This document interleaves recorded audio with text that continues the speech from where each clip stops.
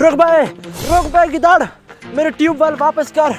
मैंने अपने घास को अभी तक पानी लगाना है, जल्दी से वापस कर मेरी। रुक किधर जा रहे? वो सामने देख, गिद्दड़ मेरे ट्यूबवेल लेकर भाग रहा है।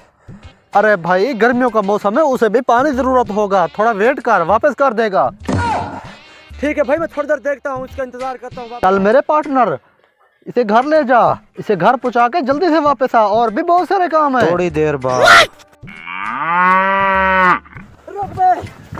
रुक, किधर जा रहे हो? वो देख, फिर से कमीना मेरा दरख्त उठा कर ले जा रहा है।